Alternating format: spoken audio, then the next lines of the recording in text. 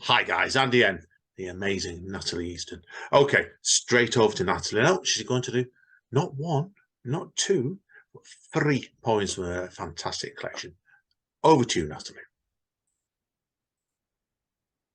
Thank you. So this first poem is a good snapshot, basically, of what the book is overall about, and it's called Scrapbook. I was a little version of Mom to scale, scaled right down to the lizard brain. Sister taught me how to look. She looked away. We survived the laughing father, friendly enough to unpack a Mack truck and make a friend. Laughing father needed enough to be reined in from long haul, fucking to short haul, home late. The crabs came from a toilet seat, and coincidentally, he had moved a mattress that day. His mantras were black boys and checkbook. Disrespect if someone spoke of his saintly mother, ghost-thighed, who oversaw the marriage in a church basement. How to love oneself within one's self-deprecation. And sister in the backyard on the swing with a boy. Sister pillow-thighed. Sister in the vice principal's desk scouting liquor. Sister missing, and I prayed for her invisibility or mine.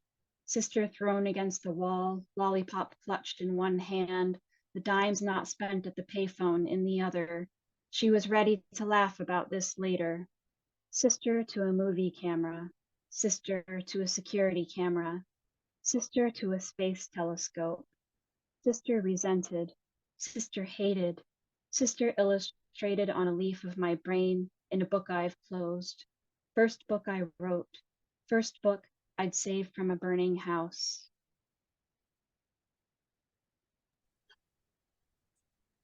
Amazing stuff. Really, really powerful piece. That I don't like obviously contents of poems much, but the repetition of Sister there. I remember when I read the book the other week and listened earlier on today, that really hit me quite hard. That was that intended to do the repetition like to that level when you first wrote that piece? You know what? It was really one of those moments when you're writing a poem and the emotion kind of wells up and it sort of takes over. It wasn't really planned, but it all just kind of came pouring out like something Oh, vital okay. that always needed to be said Yeah, and hadn't felt been like it. said. This was like the bottom line.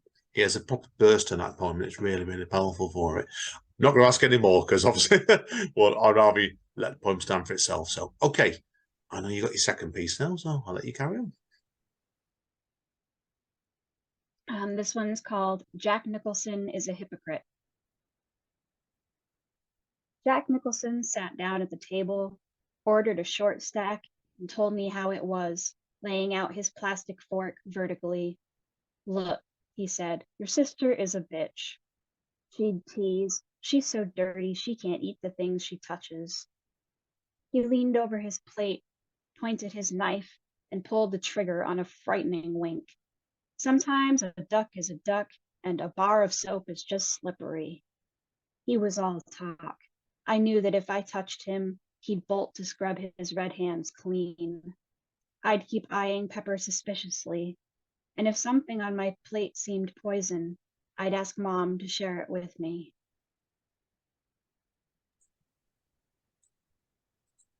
Great stuff again. Really, really good stuff. That it's, as I said before to you, and we're talking about the interview before. What I love what your poems is like. It's that there's a briefness in it, but when no word seems really out of place, and I think that's a fantastic example of that one straight away. And it's like you finish the poem off, and you're often like left for breath afterwards, thinking, "Wow."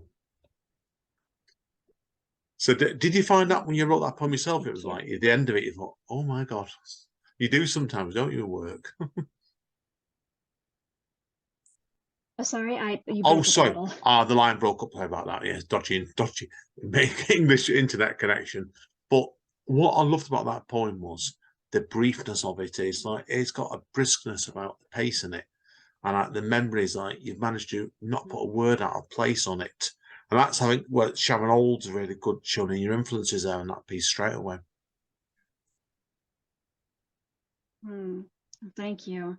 Yeah, sometimes they come to you more succinct like that. That was actually a poem that took a very long time to Oh, come did it really? together. Oh, Like, wow. Yeah. yeah, I just struggled and struggled with it and couldn't quite get it there. And eventually it finally gelled. But yeah, it just wanted to be succinct. Yeah, poems are like that. The funny things. There's better times. I've got pieces where I've gone through 100 drafts sometimes where you get like a sentence just doesn't fit. And it's like you're sat there thinking, get in, please get in. And I can see it with that. No, Yes. it's marvelous stuff. Okay, Sometimes no you more on really that. got to wrestle them. Oh, you have to wrestle like that, definitely. And listen, no more Yeah. about that. We'll let you do your last piece just now. Over to you, Natalie. Okay. This last piece I'm going to read is called The Dishes Sit in the Sink, and it's Scarlet 3, so it's the third poem in the Scarlet sequence. I attempt to hide your lorazepam in applesauce while your cat prowls beneath the coffee table, pees on the last thing you bought, embroidery floss, for some unknown project, I think for me. She hates everyone but you, has always known it is a choice between you and everything else. You once said you wanted her put down after. No one else would love her.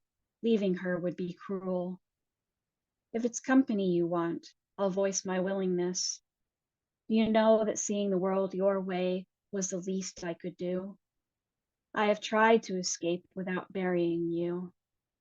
My last visit, the hospital called, and these things went unsaid. The only question I managed, who would do your housework when I left?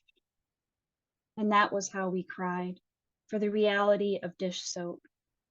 Now I've returned to find that dying creates a new formality. I say you've always looked lovely in red, and you say thank you. Today you could confuse me for a hospice nurse, one of the ones who keep showing face, but they're just waitresses able to bring something stronger than a cocktail as long as we can flag one down and get our order in.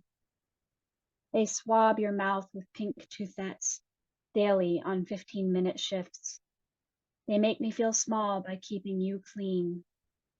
But we've always known that when it's time, I'm the one who will dose the morphine.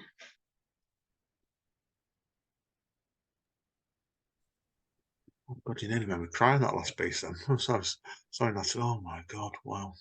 Yeah, tremendous way of finishing off. That really, really is. I'm just going to say anything else and say, check the book out, okay? That's the best way of putting it. So, but I just want to thank you today, Natalie, for that. It was an incredible session. It really, really was. So that bottom of my heart. So, Thank you so much for having me. Yeah, I'm so flattered that you would even want to have me on. And oh, thank you. brilliant today stuff. So, as we said before, keep in touch. And when the probably ends up being 600-page final collection of this version of the book comes out, come back on. What we'll do, we'll Yeah, do a series of exactly. episodes of it, 50 pages per episode. We're trying to find about 9 months, probably. Yeah, yeah, Anyway, exactly. I was gonna say we'll just keep doing it for a couple years. brilliant. And listen, keep in touch anyway, seriously, okay? Anyway, guys and girls, You that's too. it. Yeah. That's it for another episode of Spoken Label. Thank you again, Natalie. It really has been a pleasure today. And thank you, Elizabeth, who's not with us today, Thank but you she's so here in much. spirit. I want to thank her as well. So, as Don Callis at Impact Wrestling says, stay safe and most importantly, stay over. And we'll see you all next time.